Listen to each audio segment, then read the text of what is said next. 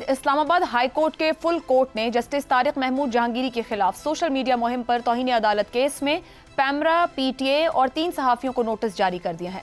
Chief justice Aamir Farooq ने additional attorney general से कहा कि नहीं, ऐसा नहीं चलेगा, हम इस मुहिम को बर्दाश्त नहीं करेंगे, जो भी इस मुहिम के पीछे है उसको नहीं छोड़ेंगे। हमने पहले भी एक्शन लिया लेकिन किसी ने कोई सबक नहीं सीखा। जस्टिस आमिर फारूक ने मजीद कहा कि पैमरा, पीटीए और एफआईए की क्या जिम्मेदारी है?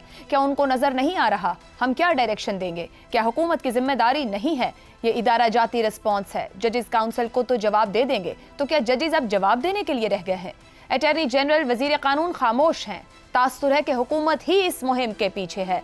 जस्टिस मियां गुल हसन औरंगजेब ने रिमार्क्स दिए कि हुकूमत की खामोशी बताती है कि हुकूमत इसमें शामिल है। इस केस की समाअत गर्मियों की छुट्टियों के बाद तक मुलतवी कर दी गई है। दूसरी जानिब इस्लामाबाद हाई कोर्ट बार के ओहदेदारों ने प्रेस कॉन्फ्रेंस में कहा है कि तमाम इदारों को अपनी हुदूद में रहकर काम करना चाहिए, अदलिया को अपना काम करने दिया जाए। हम अदलिया के साथ खड़े हैं। वकला ओहदेदारों ने कहा कि जब अदलिया की आज़ादी पर हर्फ आया, हम खड़े रहे हैं। हमें किसी सियासी जमात से कोई उम्मीद नहीं है।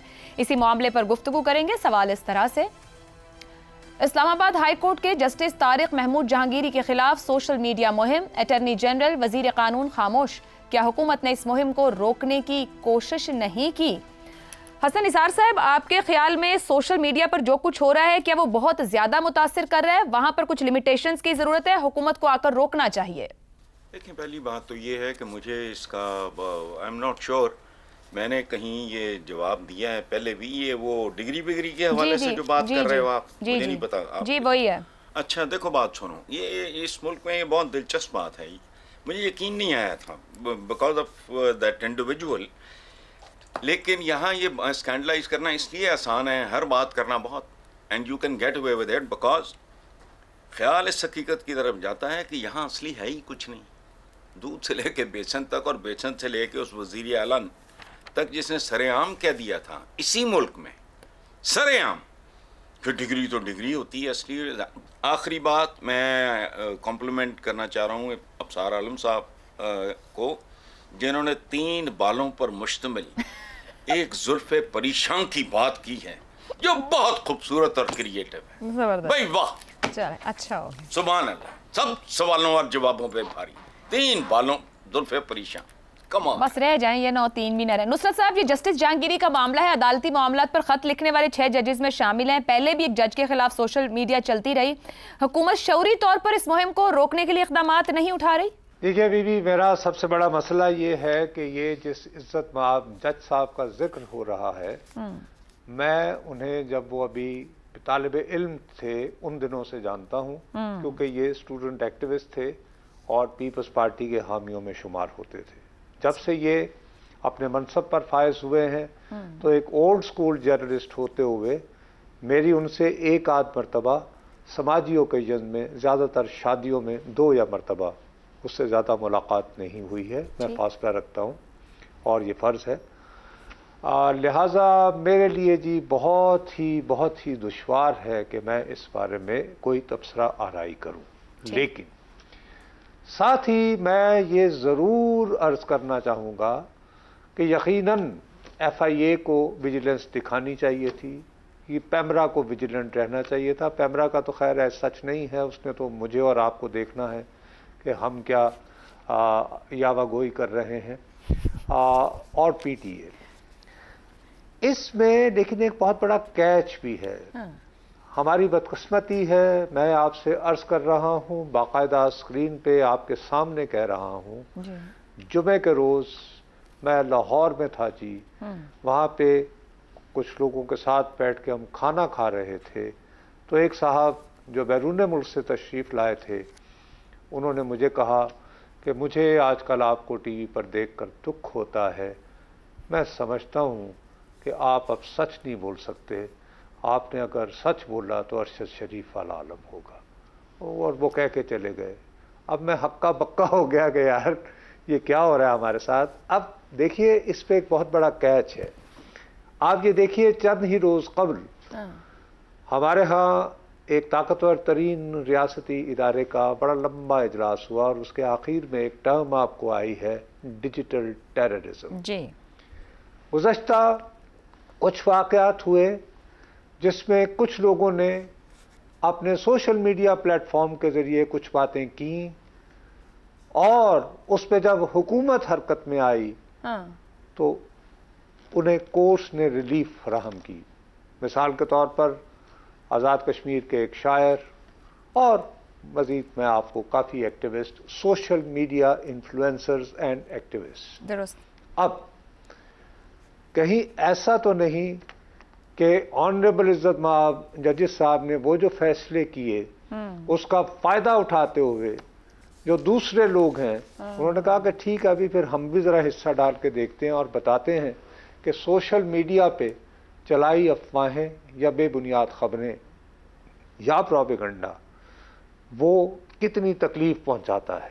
सही, तो जब इनको भी समझ आ जाए तो फिर शायद ये भी कहें कि हाँ जी, इनको भी लगाम डालना होगी। ठीक तो it can be a very deeper game जी। मैं इसके बारे में मैं किसी की नीयत पर शुबा नहीं कर रहा हूँ, लेकिन मुझे ये महसूस हो रहा है, मुझे ये खदशा लाहक है कि ये केस जिस तरह बिल्ड हो रहा है इससे ये होगा कि वो जो नाम नहाद मुतबादल मीडिया बन रहा है जहाँ पे हक गोई नुमायां होती है वो भी शायद गुंगा होने को मजबूर। ठीक हो गया। बेगम साहब, ये जो हुकूमत से पूछा जा रहा है कि आप खामोश क्यों हैं, और अगर खामोश हैं तो शायद आप ही इसके पीछे हैं, आप क्या समझते हैं इस पर? इसमें तो कोई शक ही नहीं है कि हुकूमत खुद एक पार्टी है, वो सिर्फ हुकूमत तो नहीं है, वो साथ पार्टी है, उसके इंटरेस्ट हैं, वो दूसरी साइड पर है। वज़रा जो खुद बयानात जिस तरीके से दे रहे हैं अदलिया के बारे में, जजेस के बारे में, फिर जो गवर्नमेंट के प्रो गवर्नमेंट या प्रो PMLN जो एक ट्रॉल्स हैं, उन्होंने भी तो ये देखा है कि this is the game in town, तो उन्होंने अपने ट्रॉल्स पाल लिए हैं। यू कैन आइडेंटिफाई देम, सबको पता है वो कौन है, और वहां पे जो कैंपेनें चलती हैं वो आपको मुझे सबको नजर आ रही हैं। तो बिल्कुल ये लोग शामिल हैं। और यहाँ पे मसला ये हुआ कि जिस तरह देखे PTI ने एक तरीका कार बनाया था कि इदारों पर दबाव डालो, उससे फायदा होगा। इस्टेब्लिशमेंट पर भी दबाव डाला कि हम सादिक और अमीन हैं और इसलिए हमारा साथ देना लाजिम है। अदलिया पर भी उसने दबाव डाला, एक वक्त तक उसका बड़ा फायदा भी हुआ। तो मुस्लिम लीग नवाज के बारे में हमारा ये ख्याल था कि ये वो यही गेम वो 1990 की दहाई में खेलती रही है, अब पीछे छोड़ आई है, अब ये बदल गई है, अब ये न्यू मुस्लिम लीग है। लेकिन अब ये एक ऐसी मुस्लिम लीग है जो PTI की नकाली करती है, जो नकली PTI बनने में ज्यादा खुशी महसूस करती है, जो समझती है कि अगर तोते की तरह PTI की कॉपी कर लेंगे तो हम भी बड़े मकबूल हो जाएंगे। तो वही हरकतें कर रही है और इंस्टीट्यूशंस को गिराना, इंस्टीट्यूशंस को खराब करना।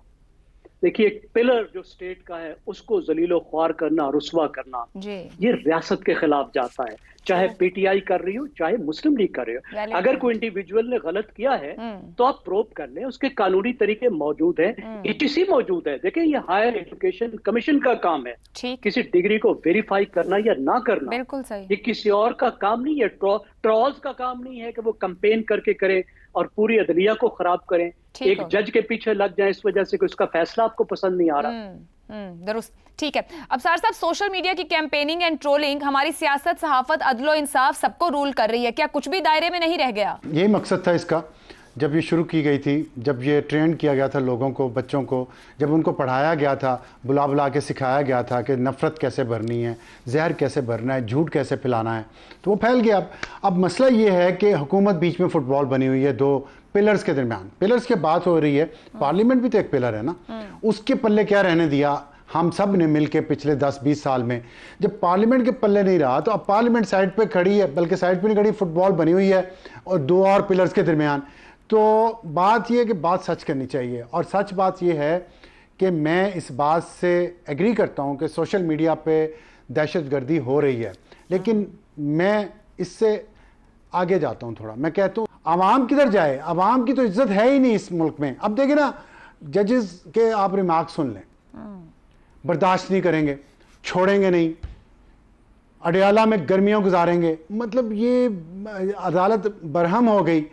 मुझे ये चीज़ें सुन के तकलीफ होती है, क्योंकि अदलिया इन चीज़ों से बुलंद है और होनी भी चाहिए। क्योंकि मैंने माजी में देखा इसी अदलिया ने छोड़ा भी, दरगुजर भी किया, बर्दाश्त भी किया।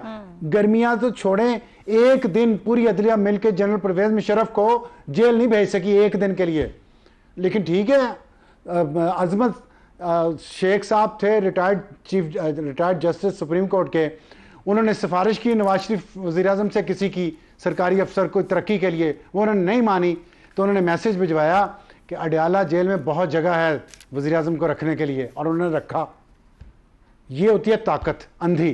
तो ठीक है, फिर ताकत आपस में अगर दो तरफ लड़ रही है तो हम तो वो मेंढक हैं या घास हैं जो बड़े बैलों की लड़ाई में पिस जाती है। तो ये हमारी किस्मत है।